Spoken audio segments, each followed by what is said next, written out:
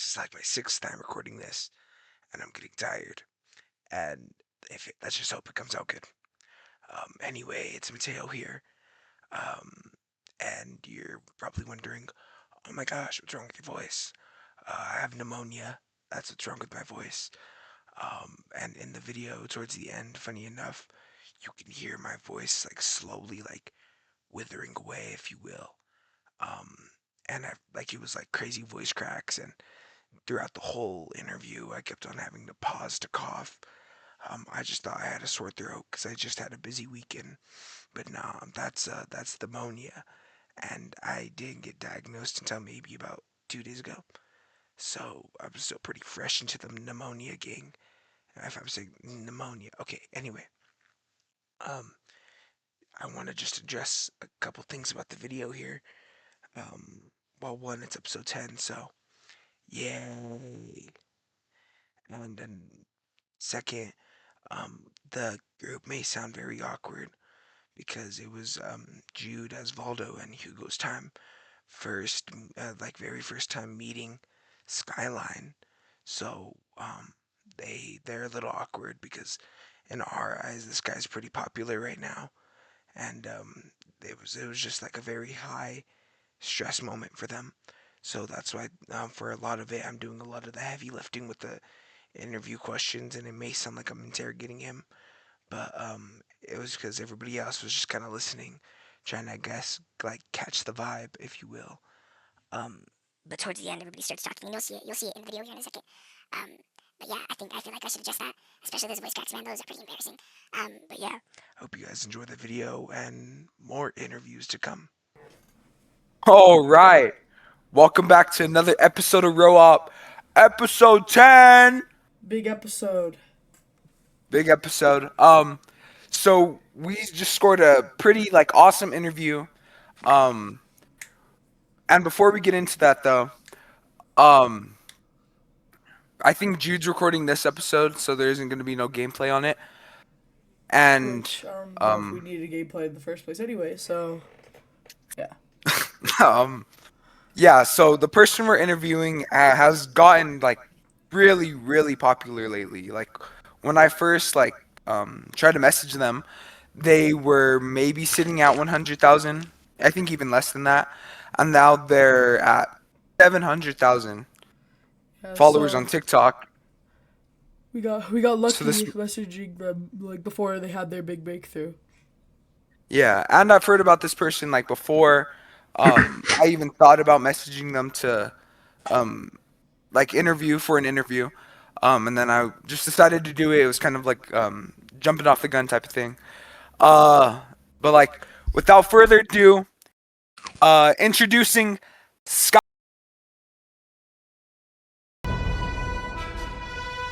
Yo, what is up, people? It is Skyline here. Ooh, yeah. Um, okay, so just in case there's some people who don't know you, just tell us your story, thing of stuff about you. Like what you do for a Well, living. I'm Albuquerque's local superhero, and it doesn't mean in the sense of having to go out and fight crime or anything like that, because well, as it turns out, most people in the world just kind of need compassion. More people, when you go out and see people in need, usually you're going to find a lot of hungry people, or maybe somebody who needs Narcan or medical assistance. So I offer whatever assistance I can, and that almost always ends up being doing a handout supply to unhoused people here in Albuquerque. I see, I see. Okay. Well, let's start with this. What made you want to become Skyline? You know?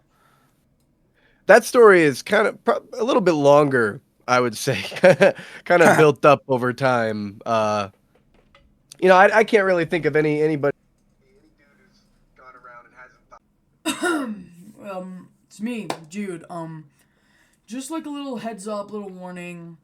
Um, you know, this is episode 10 of Row Up, and which means I have around 7 to 8 hours worth of episodes, longer even, of Row Up episodes. Meaning, over time, some bugs on my computer happen, and a lot of the time that'll be during recording. This issue will be solved by next time, but it was a bit unexpected, and I don't think it ruins the video by any means. I just think it kind of makes some parts of the video sound a bit quieter. It may be a bit recurring, but it shouldn't be too much of a problem. Hope you continue to enjoy the video. Yeah. Ooh, superhero. I think everybody's probably thought that before, especially Yeah. these days. uh, but I grew up as a little kid watching the original Sam Raimi trilogy from the very first one. That was one of the first movies I ever saw as a toddler. And Spider-Man was one of the first words I even tried saying, and it came out as like Bataman. So my uncle would be like, Master Bataman, and What? look, I didn't get it as a kid. All right, I didn't know what he was talking about. Oh, that's great. Anyways, yeah. Point is, Spider-Man's been in my life for a very long time, and I don't know how long. How long do we got? Quite some time. Yeah, like we Yeah, got we like have an quite some hour. time. We got like an hour and a half, so you have time. Yeah. Okay. Especially Okay. since we Cool. started Cool. early Cool. too. So. Yeah. This origin story kind of goes pretty far back because oh man uh it really starts with my grandparents because I we hear in I'm sure you guys saw my Human Project interview Hmm. and the part about how my mother left when I was 15, but that wasn't the first time. I had only recently gotten custody back with her. I think I've lived with my mom for like 5 years total like, of Oh my wow. life. Because when I was a baby, she lost custody to me of me to my grandparents. Uh, Ah.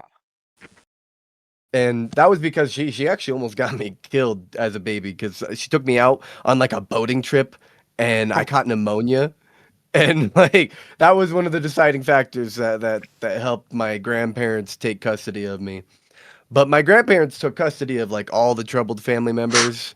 So I have two of my uncles who lived there with me, and sorry, I'm trying to be. I'll give a little bit of a trigger warning, I guess, here, because I Okay. don't know how the rating for your guys' show exactly. But one of my uncles had schizophrenia. He still does.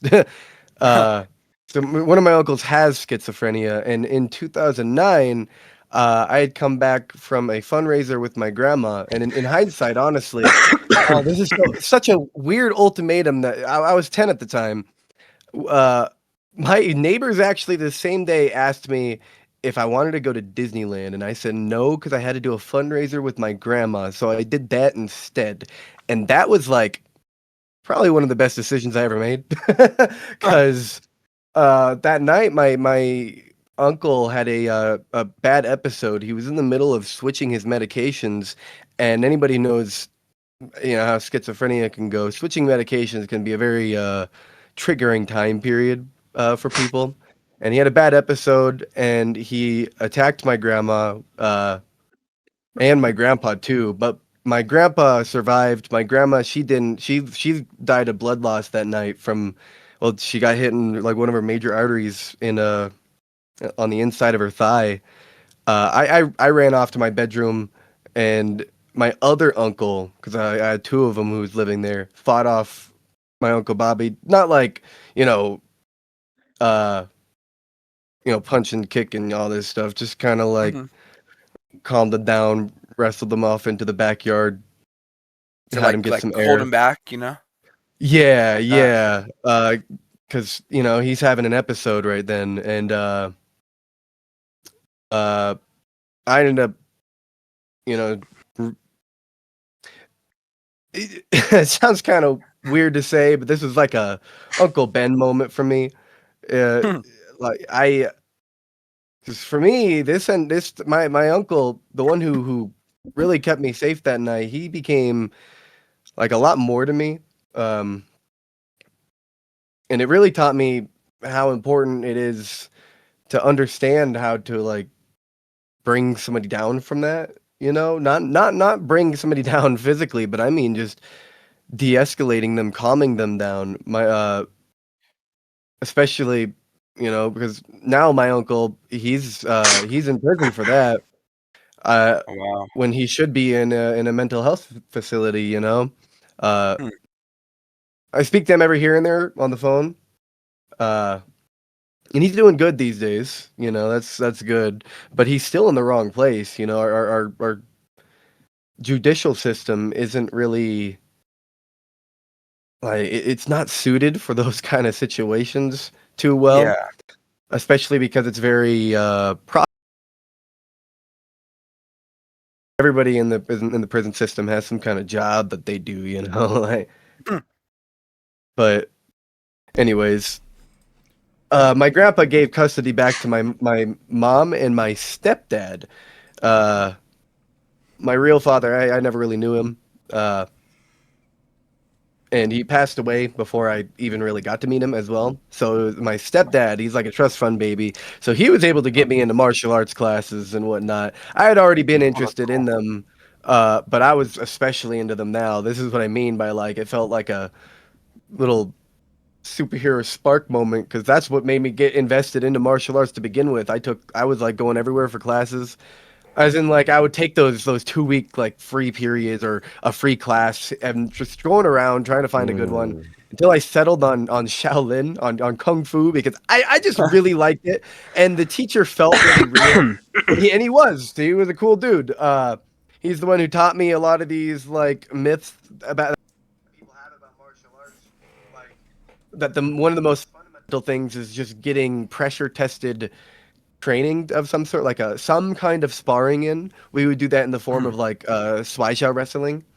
Oh, that's cool. Um, but he also taught me other things about like how to spot McDojos and stuff. Like that was fun. Like he told me never trust a school that like if they say you can get a black belt within 4 to 6 years, don't go to that school. Like he didn't even do belts anymore. He used to do sashes for a while because kung fu does sashes instead of belts, and then he stopped. He just didn't implement them anymore, and you could just come in sweatpants, whatever's comfortable for you. He was just trying to keep it as authentic as possible and just ignore Wow. the whole belt system stuff because a lot of schools, that's how they profit. They'll do like nth degree of black belts. You could keep retaking the tests that get more and more expensive. It's kind of ridiculous. And when my parents ended up leaving when I was 15, this is not too long later. Hmm. um, I had to stay in New Mexico because well I went to a charter school, so I wasn't able to find the time to get off or anything like that. Oh yeah. Um, We go to a charter school too. yeah, so Funny enough. like you got to keep those grades up. Like Oh you yeah. you can't Mm. afford to just leave for 2 whole weeks. Like that's too long. Sorry, Yeah. Yeah. especially Oh. like no, that's not happening. Mm-hmm. So Yeah. they No, I left. know. I Boy. didn't, and then they just kind of didn't come back. I was staying with friends at school. Um, and then I didn't really want to tell my friends' parents about the situation because I didn't want them to get worried and call CPS or anything. So I would just be like, "No, it's fine," and then I would leave and go try to stay the night at a different friend's house, and I would just kind of keep bouncing around like that for a while. Until it just got to the point to where one of my friends would let me stay in his mom's, or my bad, in her mom's van. So like when she would come home from work, I would get in the van, I would sneak into it, and then stay there, and then leave before she would go to work the next morning. That was that's where I Huh. would sleep for shelter. That was a fun time. But also during that time, in a goddamn Mr. Miyagi way, my Sifu, he used to run Jade Tiger here. Um, he would just let me go to classes still anyways. Like I told he knew about the situation I was in, so he was like, "You don't have to pay. Just you can still keep showing up," you know. So Yeah. that's what I would do. I would go to school, then take the bus to go over to Jade Tigers, stay there for as long as I could, and then go take the bus back over to wherever I was staying that for that time. That Uh, Mm. was a fun period of time. Uh, Man, sorry. This is why I was asking how much time I got, because Yeah. I'm this is No, you're fine. it was all this stuff has just been building up. In hindsight, now I really couldn't like I don't feel like there's any other position I could do better other than what I'm doing now. You know, uh, Yeah. Been through the highest of highs and lowest of lows. It's kind of like crazy you even reached the point that you're at. thank you. Uh, but uh, where was I? This is when I got into private security as well. I was staying with my friend Xander, who I now live with, but I pay rent for, like, because I boomerang a lot. So at this time, his parents were just letting me stay for free, um, and I was in private security after high school.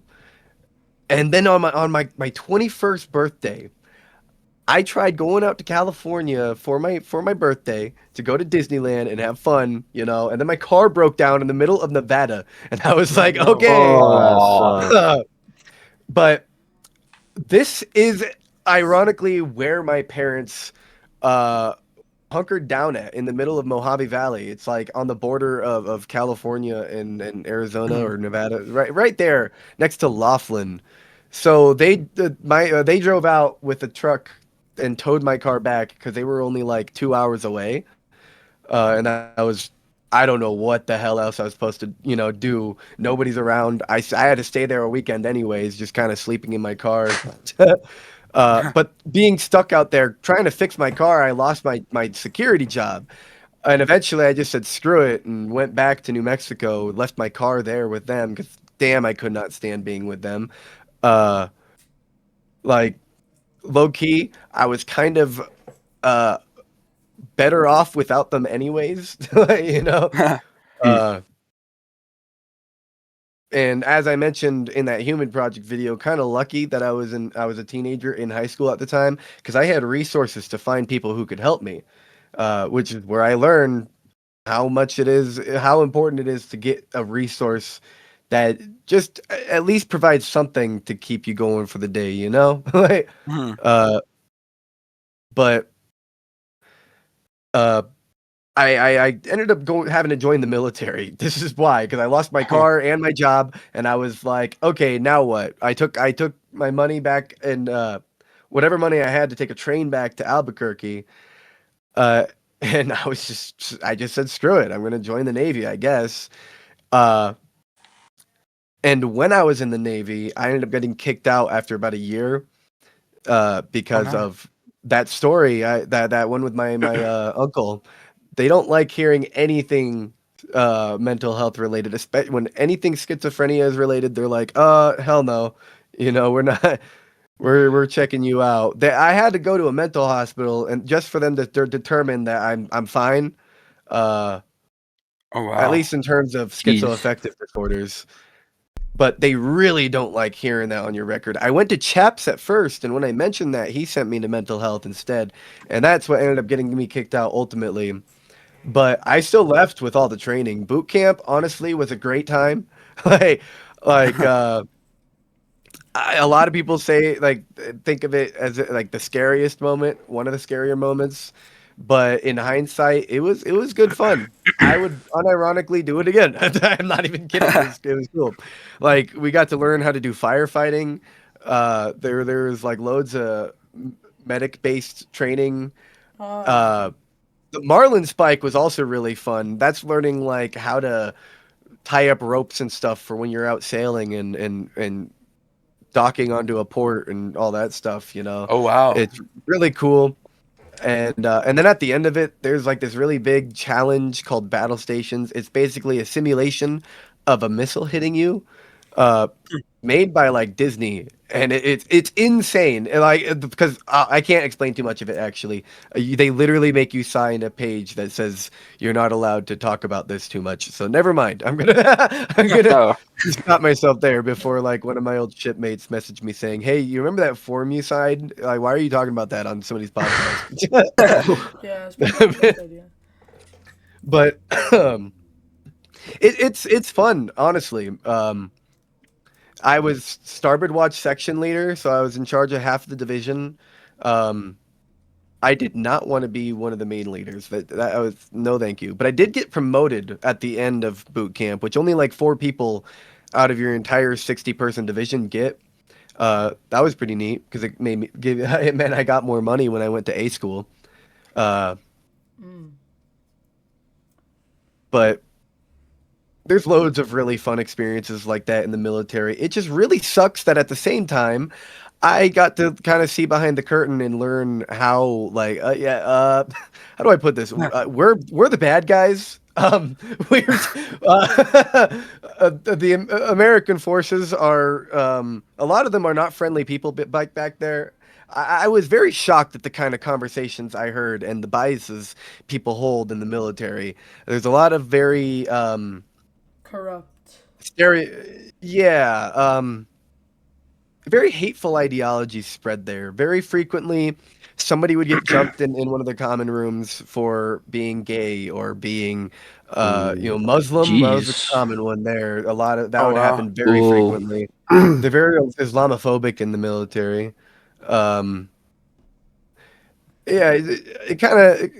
There was a very small amount of people I would even talk to because of this. I was very suspicious of everybody around me that like, oh, are you like an actual monster? Like, um, Yeah. because people legitimately get upset that they're not a grunt in the military. Oh, I.e., they get upset that they can't go out there boots on the ground shooting people. That they're very open about how much they would like to shoot people. And I was like, jeez. that's not very good guy language, if you ask me. I, Yeah. but so I was kind of glad to be kicked out of there. I'm not gonna lie. That was not the place for me, and it like I used to be a little bit more like middle of the ground when it came to politics. Didn't want to get involved until I went into the military, and it radicalized me. I was like, wow, okay, we need to do something about this rhetoric that we have in America really quickly. Mm. Which so I'm now kind of a firm believer that everything in life is political. Our history is just politics that already happened, and politics now is history in the making. Where we are currently writing the history books with politics, and if it affects every aspect of life. I got friends who get upset about like microtransactions in video games like I do. I hate that too. And you know what? That's political. That is a political reason for why that is happening. Like Yeah. every little thing I hate this because it gets on my nerves recognizing it, but it always comes down to something political related to our poor economic structure. Hmm. Um, and that was thanks to the military. Just kind of seeing it from my own eyes, how yeah, we do have this deep-seated uh, racist ideology just permeating all throughout our internal structure. Even it's, I mean, that it's not everybody. Again, don't get me wrong. I was in the military, so obviously I Yeah. still have friends who did stay their entire term. Um, but there is a lot of it just, and it does go up the line. Uh, there's been some pretty big scandals in the military. Oh But wow. when I left, I was trying to get into music to kind of spread this message instead. That was my method of trying to like get to people that, oh yeah, we're we got to change like everything, people. This is a very important thing now. All right, and music, I was just kind of trying out different things, being creative with it, and I decided my stage gimmick was going to be a superhero because I was thinking back to how cool it'd be to be a superhero. And to be honest, Yeah. I was going to. My initial plan was that I was going to make a bunch of money off of music and then use that money to try doing some kind of Batman-esque thing, you know? That was the Mm. first plan. Um, and that was at the back. That's why I was like, wouldn't it be funny if I was like, I had a superhero persona for my stage? That would be, let's do Yeah. that. uh, so that's why I went with mystery figure. And then I saw videos from Rock Hard. Now I was like, you know what? I'll make videos of my superhero persona. That's a good idea. And I made a couple. And suddenly, other real life superheroes start reaching out to me, wondering if I'm like legit or not. specifically Devil of Brooklyn. This guy is extremely legit when it comes to the whole real life superhero thing. Um, Uh, Mhm. like he's been doing this for over 20 years. He does more violence interrupting, as in he will, roll in on an electric e-board with all these like cool disrupting gadgets to like break up fights and stuff like that. oh wow. Um, he's pretty cool. I don't know how many stories of his I could share because he's told me some and then said like, yeah, I don't share that one with the news. He's Okay. um that's something that was also at the back of my mind trying to think about how to approach the social media angle of this. Um because me and him we started talking for a while and he asked me. I told him that I was just doing a stage gimmick, but then when we started talking about my history, I told him got into more deeper philosophical conversations. I told him about being in private security, followed by the military, and how I grew up in martial arts quite a lot. And he was like, "Dude, what are you doing? Why don't you do this like legit?" And I was like, you know what? Why don't I give it a shot? I got like just enough in my savings to not go too negative because my super suit was not cheap. Uh, I spent about or somewhere around $800 on the thing. Oh wow, Just the whole thing. yeah. Oh, definitely more now. Definitely more now. Oh my goodness, because I still have upgrades I need to make. I just decided to go with something that I can make work. So I went to military surplus stores, pawn shops, checked like Facebook Marketplace because you can find some pretty cheap stuff there. Mhm. And I found all the pieces that I would think I would need first. I discarded any idea of a design, and what you see me wear are all the things that I found just locally for a cheaper price than buying something pristine brand new online. Except for my helmet. My helmet was a Simba Surf helmet because I needed it very specific. Um, a lot of people ask why not just like a you know biker helmet or something, or bulletproof one or something like that.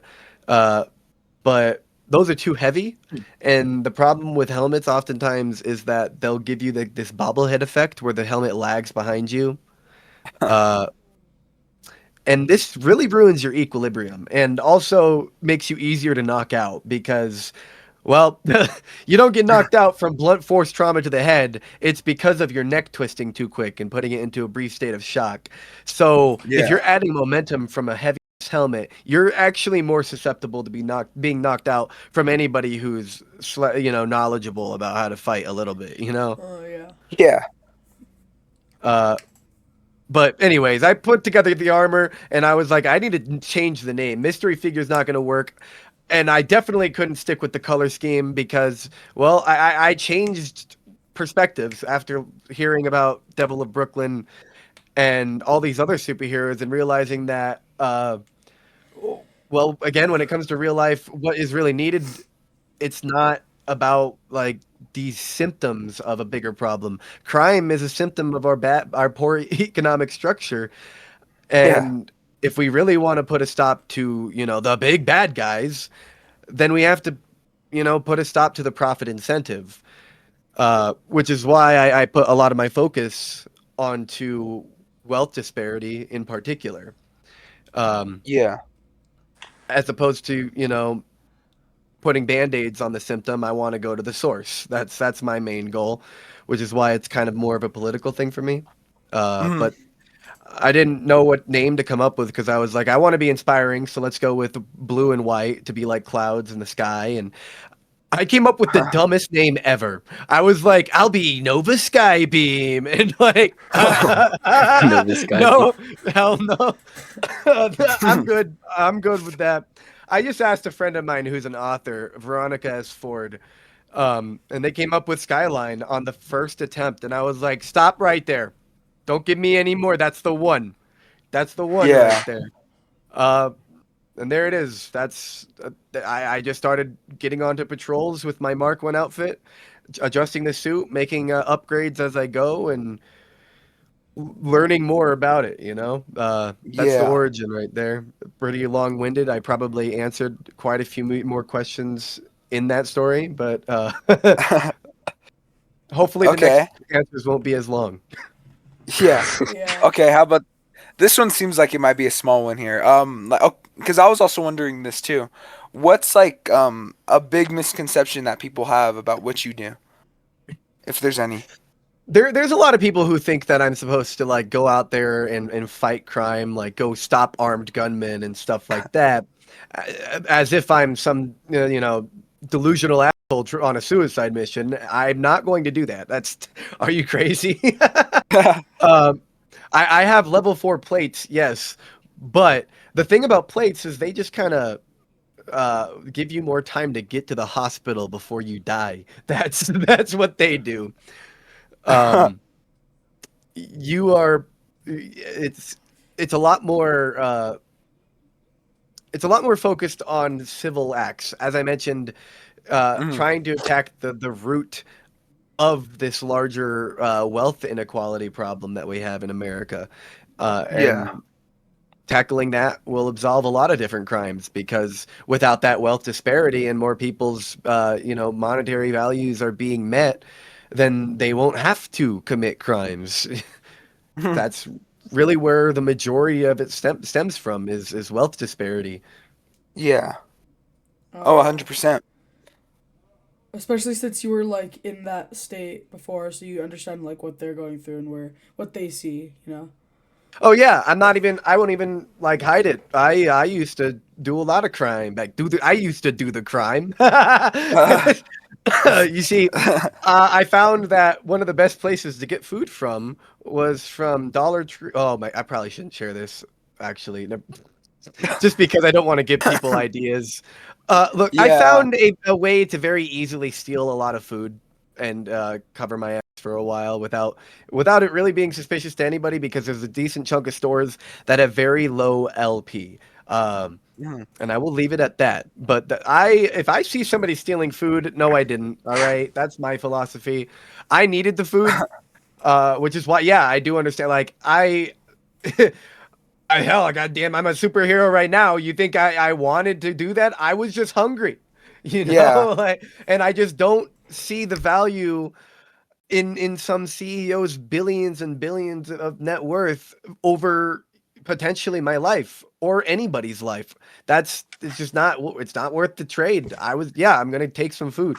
Uh, my method was to buy like a candy bar and then just fill a bag with a bunch of stuff and just pretend like I was only really there for the candy bar, and they didn't. So long as I bought the one thing, nobody really batted an eye, and then I would eat some ramen later, you know? Like, Yeah. Mm. All right. Um, man, that's a funny story. Um, okay, what does like a typical like patrol look for you? Like, what does it look like a typical night? usually, uh, it's pretty much just kind of walking around, and a lot of people just nowadays, a lot of people will stop and ask to take a picture.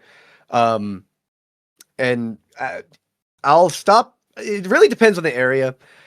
In the downtown area, there's a lot of transient people just kind of walking from place to place. So I will walk up and I'll be like, "Hey, how's it going? I got food, snacks, I got warm clothes. Do you need anything?" And then let them take just a little bit of everything.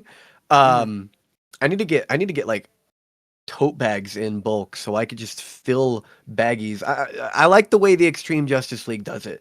They which this is, I guess, also kind of a normal patrol now. I've done multiple patrols with them. Mhm. But it's usually just that, walking around and handing out supplies, whether it's the way I do it, where you could pick the supplies you need and we'll find you some kind of way to carry it out of here, Yeah. or it's the XJL way, where they make individual supply bags with one of everything and separate it into the baggies, just little Ziploc baggies, and then they pass out the Mhm. bags to each individual person, and it makes sense why they do it that way. It's a very different ball game than how we have it here in Albuquerque. At least on most streets, most places you go in Albuquerque are like you'll find unhoused people walking from place to place, and for me, asking them if they want anything, and then Yeah. chatting with them for a little bit. That's a really important aspect is holding the conversation for a little bit. That's you know, it's surprising how much it means to people to just kind of, you know, Talk to them. talk one on one like you're a human being. Yeah. But that's, I mean, shout out to people wondering what they can do. If you can't offer anything, offer your time, you know? Like, Mhm. uh, Yeah. but in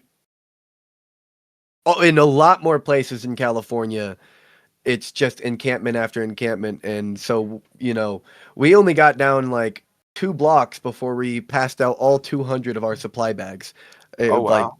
we did not get that far before we were all gone, and we had to dip into the extra supplies. So we passed out more than 200 stuff, but like we ran out of supply bags early.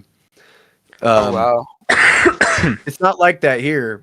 If I pick like, oh, I'm gonna patrol the downtown area tonight, I might run out of stuff. I do run out of stuff on a decent chunk of nights. Or some nights I won't. I'll still have like a couple bottles left and like a few things. Like oftentimes, if I have just a little bit left, I'll just give somebody the box with the rest of it in there, so they could also just use the box to carry more stuff. Like, uh, Yeah. but you know that's here. As I would like to, I think maybe the international district would be kind of like that, how it is in San Diego. Mhm. But I'm waiting to get a team to patrol the international district. Not because I think that anything in particular will go heinously wrong. I just think it's a dumb idea for me to go out there with all those supplies alone. Yeah.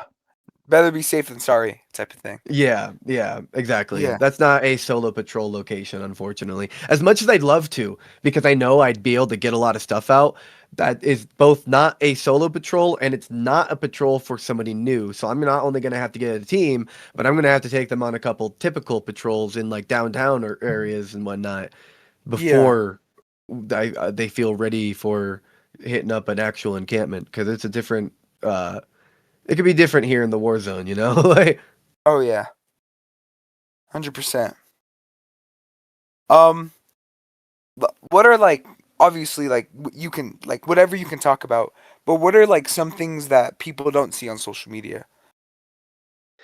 Well, I in my videos, I usually mention already that I don't get the unhoused people on camera.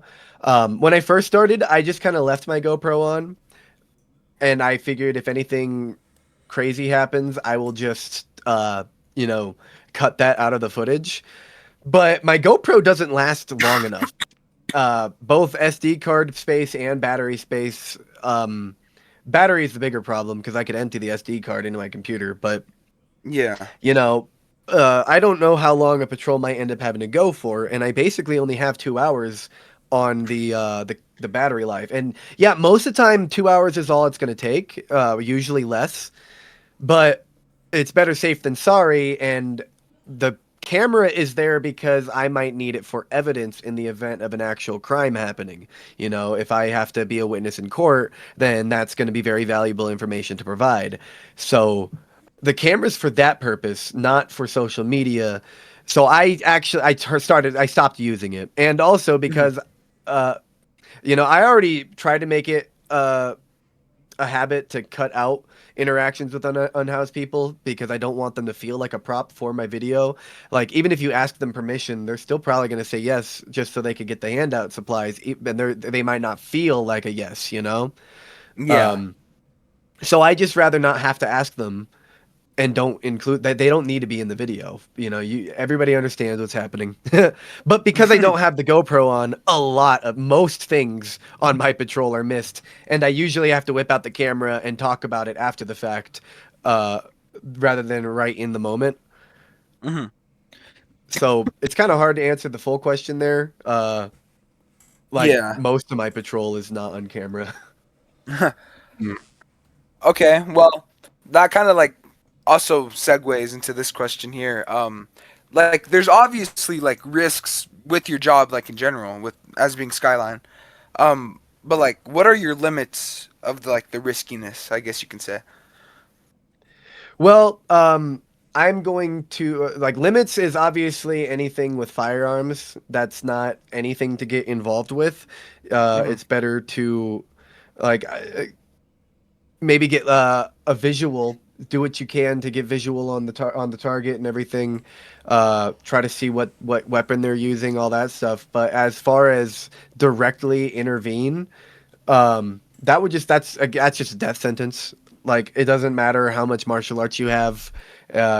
Honestly, it doesn't matter how much army you have. If they already have a gun out and it's ready to go, then that's that. Now, if Yeah. I have been given the opportunity to see them like and know that they're probably carrying because people will give like visual cues like they'll reach for it and whatnot to check if it's still there. I'm sure if you've ever had like a knife in your pocket, you probably put your hands in your pocket and play with it or and you know Yeah. pause. Hold on. You know what I'm talking about. I Yeah. Yeah. you're gonna go check for it. There's ways to kind of visually pat somebody down. So if I notice that somebody probably has a gun on them because they'll likely be checking their the middle of their pants a lot, then there's a different rule that kind of applies for that. It is genuinely safer if you're within 15 feet of them, then you should storm their ass. Like you do not want any hesitation because you don't have a lot of time before they take the gun out, and hopefully if they're not stupid and they have the safety on and everything, so they still have to like you know get the damn thing ready to go. But if you're within that tiny little region and you visually assess that they have a gun on them, then you can rush them down. Mhm. That's the safer option. If you're outside of that range, then it's better to just take evasive action and run out of there. Uh, Yeah. but when I was in private security, there was a moment in which there were three dudes at this apartment complex that started shooting into the side of one of the buildings. I don't know why. I just heard the gunshots and then went over to check out what's happening. Uh, I was just hiding like right behind one of the other buildings, not too far away. They were definitely close enough to get a visual ID on all of them. And I provided that to the cops. Then the cops showed up like way too late, unfortunately. Oh Probably no. because of the area it was in. But uh, that's the idea of where my limits would be is I'm fine with getting close to a visual, somebody with a gun. I'm not fine with trying to hop in there and pretend like I'm gonna be able to dodge a bullet or something. That's insane. Like Yeah. I'm S- may also be fine with a knife. I have my staff for a reason. I don't know. Knives are also pretty like obviously every single thing is going to be de-escalation. Um, that's primary goal. But Yeah. this is just talking about upper limits of what I would be fine with. With a staff, yeah, I think I could get somebody with a knife, no problem. That's Hmm. staff beats Okay. knife. So how do you keep the like most situations from escalating? Talking. Yeah. That's usually one of the first things. It depends on the level of like aggression that's present. If there's already a fight going on and like it's getting real violent, uh, Hmm. and there might not be room to step in and grab somebody, but you know this is why grappling is a really effective uh, martial art to learn some kind of a grappling martial art.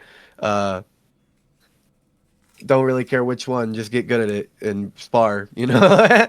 um, but sometimes if it's like a group of people, then I've been thinking of maybe getting like a set of firecrackers and lighting it Uh. and setting it in because there's big brawls that'll happen in Albuquerque sometimes. I haven't ran into one. That's another thing to keep in mind. A misconception is that you're not like things happen, sure, but they're probably not going to happen where you happen to be in town. You know, that's a Uh-huh. little rarer to run into. But big brawls do break out in Albuquerque often. And people don't break up until shots are getting fired, you know. So I thought, why not get like a bunch of firecrackers and just throw them in the middle? Everybody will probably scatter, you know. Yeah, it's not gonna hurt anybody, but It'll it'll scare get them it off, yeah, stopped. because Yeah. they're all gonna be hyped up, thinking, oh no, anybody's gonna start shooting, and then they hear bop bop bop bop bop bop bop. Yeah, they're gonna run. They're gonna scatter like they do when people do start shooting, Yeah. or maybe it's just if it's like only a couple people, then a little from my taser might spark, you know, not hitting anybody with it. You don't have to do all that because you could still what's the word? Interrupt, get the attention onto you. Whether it's trying to lighten the mood, which I'm particularly good at, is you know, getting people to make amends as opposed to trying to redirect aggression onto me. But some other superheroes do like to go with that effect of like trying to redirect the aggression onto them rather than to each other, and then subdue from there. That was the Okay. that's some of them. I don't really like that method. That sounds a little reckless, if you ask me. Yeah. Yeah, I was But thinking that. that's you know, I can't police how other people are gonna try to be a superhero. That's kind of up to you, I guess. So Yeah. long as you're helping, you know. So yeah, honestly, Yeah. I forgot what question I was answering. I'm yapping a whole lot. Um Here, we'll just move to this one here. When do you decide like when to step in or when to step out? Like what makes you decide that?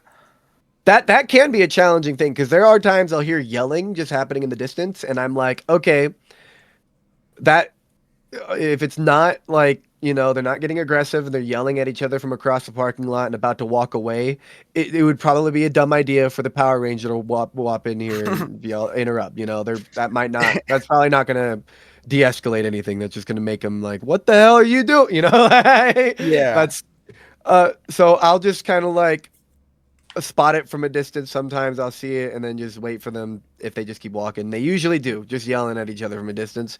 That's like a don't step in. Pretty much, if it's getting physical, then that's the time. Like that's the time to start stepping in there. Is when people are starting to puff their chest. Oftentimes, dudes do this thing where they want to like have their friends hold them back, so they're like they don't have to fight because they're actually scared to do that. But they can seem like they were fully ready to keep their macho about it, you know. Yeah. So if you come in and you offer that yeah, hey, you know, to Mhm. back them up, like don't swing, bro, don't swing, bro, be that guy, then you can offer them that out, and but neither of them really want to fight that much. Um, so if it's about to get physical, if you can tell when it's about to get, people are pretty obviously aggro. But when people are puff chesting, that's a good opportunity to be like, all right, use this to kind of like play to what they want, which is they want to seem tough and get out of the situation. They want to Yeah. seem like the winner without having to do anything, just based off of intimidation alone. Which works for a lot of you know when you back off, then ironically both people end up feeling like, yeah, I showed him. You know? And that's Oh fine. They yeah. can both think that if neither of them are trying to kick each other's ass or something.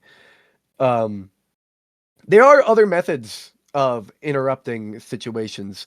Like one of my favorite, I really need to upgrade this now that I need to write that down. But I have a little red and blue light. It flashes, looks like a police siren light going off. And then my Mhm. old taser had like a little mini siren on it. So say if I saw like a carjacking happening, um, in like some parking lot and I have the ability to hide behind like a building. This probably wouldn't work in an open parking lot, but let's say like an alleyway, right? Hide behind one Mhm. of the corners and then flash my police looking light onto the wall and then start playing the siren. And then they're going to think police is like right around the corner and just bail. Like Yeah. then you don't even have to actually walk into them. You could prevent that with from a distance, you know, like Yeah. very safe way of treating a situation. Ideas like that are optimal when it comes to interrupting situations. Yeah. Well, I want to kind of veer off from like the streets now. I don't want to talk about like Albuquerque and like the community. So I have a question for this, right? here, check it out. Uh, Um, do you guys think, or do you think that Albuquerque's like reputation of being in like unsafe city, do you think it's like exaggerated or is it accurate? it's pretty exaggerated. It is and it isn't. It's kind of exaggerated for most cities because so long as you're not looking for trouble, you're probably not going to find it unless you're a woman walking alone late at night.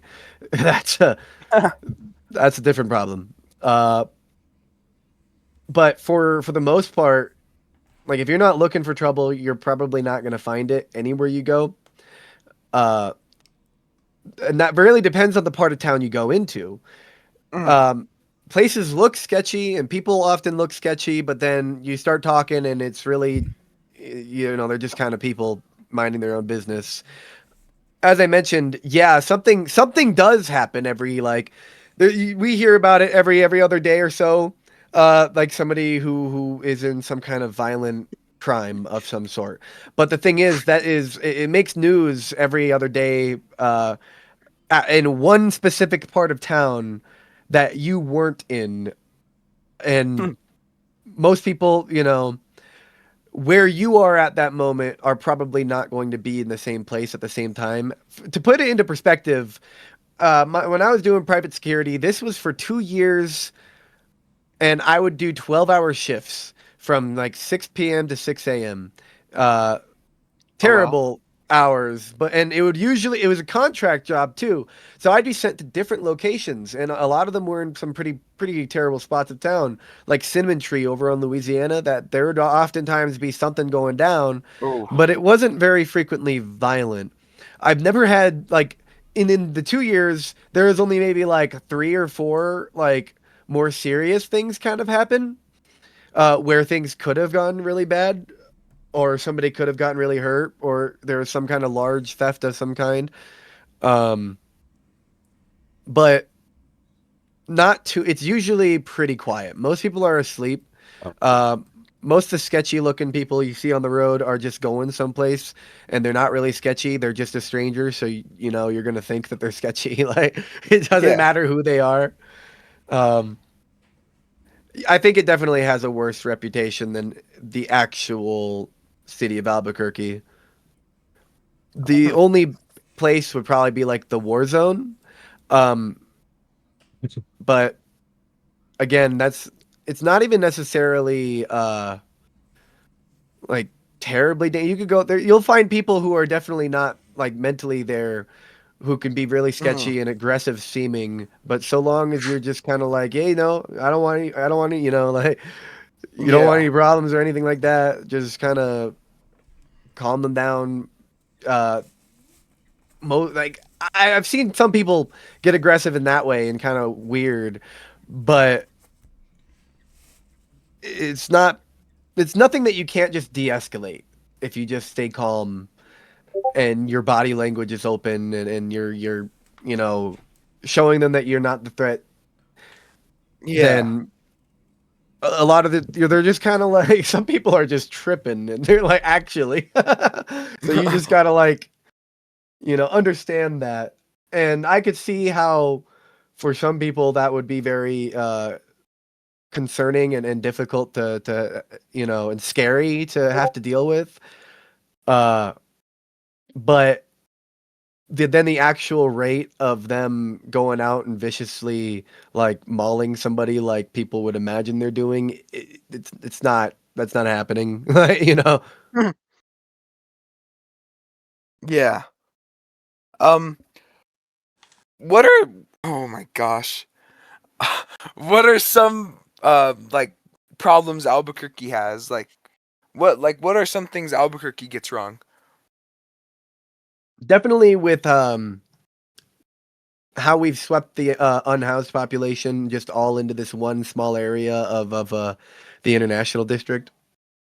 We sweeps are never good because unhoused people already don't have anywhere to go, and that is a multifaceted problem because it's also caused by increasing house prices. You would think Albuquerque's cheaper than a lot of the U.S., but we're somewhere more around the middle. Um, there's no good reason for this other than that some greedy realtors have bought out 5 members of our city council to operate more on their will than for the will of the people. Yeah. Affordability, Um, that's a big problem. yeah. And then other than like what you just said, what are other struggles that you see the most in Albuquerque? There is a problem with teenage wannabe gangsters who have something to Ah. prove. That has been a surprising amount of crimes are also caused by kids who don't have any right to be acting as hard as they like to pretend they are, just kind of out there to puff their chest and feel like they're cool, and it's not cool. Like you're just kind Yeah. of pathetic. There's this kind of culture around being an uncaring, malicious asshole that seems appealing to a lot of young men in particular who are interested in the idea of respect and power, but not interested in the compassion and understanding of people that you need for that level of respect. A lot of people want to have fear operate their level of respect rather than honor. And that's a pretty big problem I see, and part of what inspired the whole Skyline idea in the first place was trying to make being a good person seem cool. And how Yeah. better to do that than to be a superhero? That's like the coolest way of being nice. Yeah. Um, well, I know I'm kind of doing like a lot of the heavy lifting here with all these questions. Does anybody else have any questions? Yeah, I have some more. All right. So I saw you do that like Avatar: The Last Airbender like intro recreation. I was wondering like what other shows do you watch or like even inspired by, if you have any. I love Avatar, first off. That one's the obvious one. But Yeah. in high school, Naruto. Naruto is one of my favorite shows Okay. like ever. Oh, I was that nerdy ass kid Naruto running. I did it ironically because I was like, Oh. haha, but then like it became unironic because I did it once as like it was so stupid. Uh, there was a good deal of shows. I'm not gonna lie, movies especially. I'm a big movie buff more than a show buff. Uh, Growing up, one of my biggest heroes was Indiana Jones and still is. Damn, I used to literally like call myself Indiana and then my last name instead of my own first name. Like, and I would wear the outfit. I learned how to weave a whip and use a whip, all that stuff. I was like, I Oh, wanted that's to be awesome. Indiana Jones. Wow. Like, that's a huge inspiration. Well, then I also had a question. I was wondering what was your like most dangerous patrol you think, like if anything like escalated or anything happened. I think the one in Long Beach recently, and nothing of this happens so frequently where yeah, the problem you think you're gonna have is just nothing. You don't end up having that problem. But I was on patrol. This was on this big California trip, so this is the third day of it in Long Beach, California, and it was at the very end of the patrol. Kevlar Cat and I hear a store alarm going off, and we're like, "Oh, that's us!" Like, so we run over there, Huh? and like we don't see anybody. There's just a single car in the lot, but nobody like the person in there was just like somebody getting off work. They were fine. Um, and then like we went around to the back of the place. Like I climbed over the fence and like checked out the actual back alley of this like little plaza area, and I was more nervous that the cops were gonna show up and think that me and Kevlar Cat were the ones trying to like rob the place because of the alarm going Yeah. off. But Mhm. like we looked everywhere and we couldn't find anybody, and then we decided to like peek closer into the actual building the alarm was going off on, and we could just see it was one of the banners that was hanging from like the ceiling or something like that. Because it was a big ass banner draped over multiple tables, and then the other side was hanging up from something. So our guess is that that just fell off, like it got untied and fell onto like the tables and set off some motion alarm. That's my best guess because there was nothing else there. No broken glass, no open gates on the closed stores, none of that. But that could have easily been like if there was somebody there. We didn't really think about it much. We just kind of ran over. Like, Yeah. I see. Um, I also had a question. Like, what was, if you're fine with sharing, like, what was your first time that you noticed like there's only so much you can do about something that's going on during a patrol? I think I already had that in mind before I ever started patrolling because my history in private security and such. I already knew that how like nothing really ends up happening most of the nights. I was kind of confused as to what I could do, more so like I guess that is the question is like uh what made me realize there's only so much. It was more so wondering how much I could do because I knew I couldn't do enough.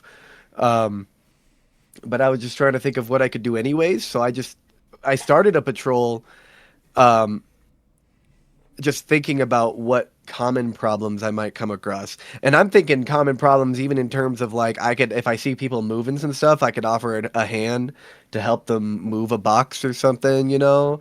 or if it's an actual problem and deal in terms of somebody doing something they shouldn't be doing, whether I was just trying to seek civil services, being there for the community in general, because I was just kind of already aware that there's both not enough I could do, and there probably won't be nearly as much to do as I think there's going to be. Yeah. I actually have another question though, and I think this one might be like maybe a big one. I don't know. But like, do you see Skyline as a long-term mission? And if so, how long is long?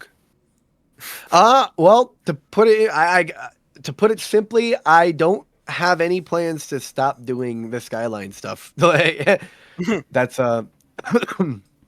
I was doing it before things started popping off, and now that things are popping off, I have ideas on how to make it significantly bigger than it's been before. Real life superheroes have been around for some time, uh, but I want to make it into something a little more mainstream, something that is like the new stage, not really stage, but a new kind of creator, so to say. Uh, there's all these fandoms online, always opening and closing and whatnot. But I've always wondered why is it there's a Marvel fandom and there's a DC fandom.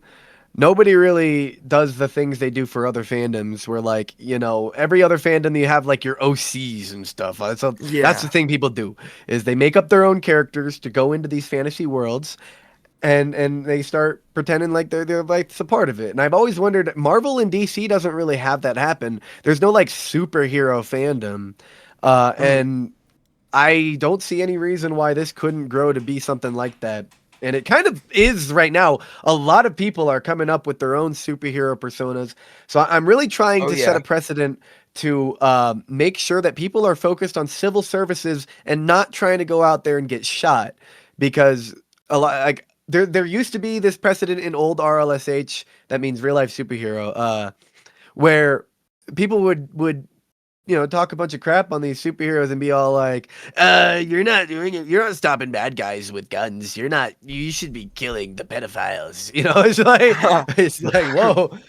Uh, I feel like that kind of nature towards it really only dissuades people from wanting to be there for their community because they think that they have to be larger than life to lend a hand and feel super about it. But I want to applaud even the smallest amount of civil services and make it super because it is you're going out of your way to do something good for yourself and the surrounding area. You know, everywhere around Yeah. you, for your city, and you didn't have to do that. That's what makes it super.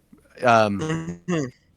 and if people saw me out here like, you know, doing all these crazy stunts and stopping these huge bad big mafia bosses like people are trying to imagine real life superheroes being, then nobody would want to do it. They'd be like, leave it to the big shot, you know? You know, this is Yeah. part of the reason I don't care. I don't have superpowers. I see some other real life superheroes that are a little corny about it, like Master Legend. He tries to claim he has actual psychic powers and super strength and stuff. That he's like, all right, okay, all right, buddy. Did you take your meds? Like, this guy, he's I think not having powers is way more central to my message. My philosophy is trying to make people get excited to just do the simplest of good acts for the neighborhood, even if it's just cleaning up trash, like that make that Yeah. feel super. And if you know, if I had superpowers, it'd be, and I was trying to tell people, hey, you could be there for others. It's like, sure, I can. Easy for you to say you have superpowers, but they can't say that because I'm just a normal 5'4" dude. All right. If I could do this, you all got this. All right. Everybody can Yeah. do this. Like, Um, and what would like success look like for Skyline? um, I really hate to use this phrase because I would be nothing like him. but it's been joked about before. I've joked about it being like, "Oh, you'll be like the Mr. Beast of the superheroes." uh, but some of the plans I have are on that level of needing resources to accomplish. Uh, I don't really vibe with Mr. Beast. I won't lie. There used to be a time where I thought that he was like, "Oh, could he be legit? He's actually serious about his altruism, and he's using, you know, a monetization strategy that's really smart to help reroute these resources to people in need, you know?" Uh but no, he's just kind of it's a circus play for him really. Yeah. But success to that degree, I have some really big plans. Uh I I don't have, as I mentioned, I don't have any end plan for this. I just have increasingly more insane plans. Some of them I can do. Gonna try doing in the coming months. Others of them I'm gonna have to keep growing towards. But needless to say, success is indefinite for me. Mm. Oh yeah, you're already getting closer, especially on TikTok. From what I've Oh, seen, at least. Do you think it's the growing pretty quick. I just have to be smart about how I get it solidified. Yeah. do you think the support could get like overwhelming sometimes because like even like now you see yourself like get some like crazy support, whether that be like fan art and whatnot. Do you think like I mean it has to feel crazy that It, people are it drawing like is fan art of you. It is very overwhelming sometimes. I won't lie. Like, I can't physically respond to my TikToks DMs anymore. There are thousands of them, and like, just I keep telling myself just try going through some of them, respond, but then I open it and I'm just like, where do I even? This is just too many. I can't do anything. I Yeah. cannot respond to these in my lifetime anymore. It has gotten too many in Mhm. too short of a time. But if I caught up, there would be just as many. Um, the I'm glad we other, caught you. oh yeah, thank you again for inviting me. Oh yeah.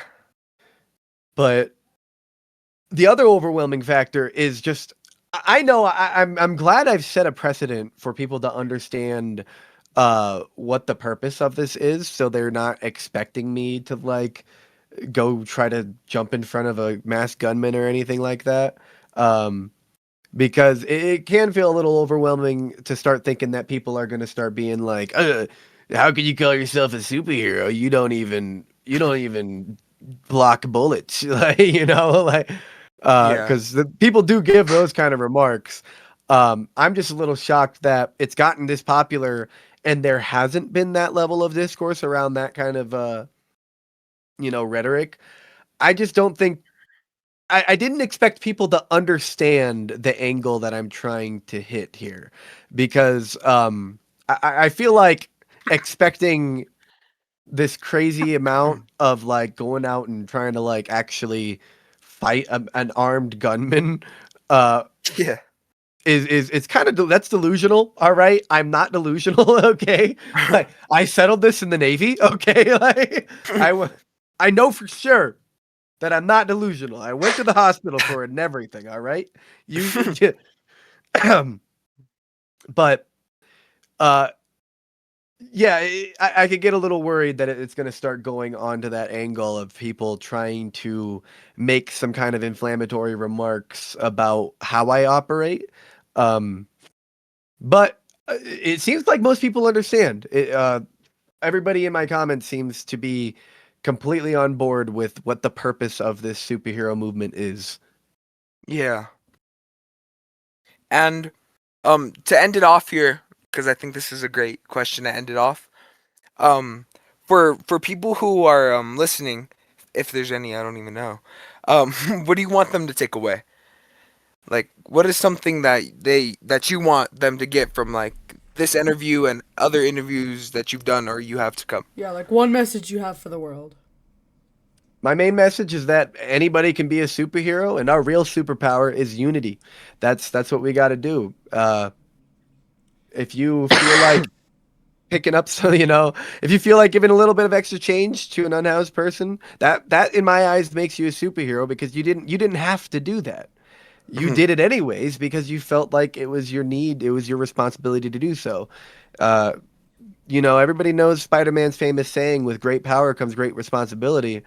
But they're missing a part of that. A lot of people don't understand that means them too. If you have the power to do something, then it's your responsibility to do it, whether you think it Yeah. is or not.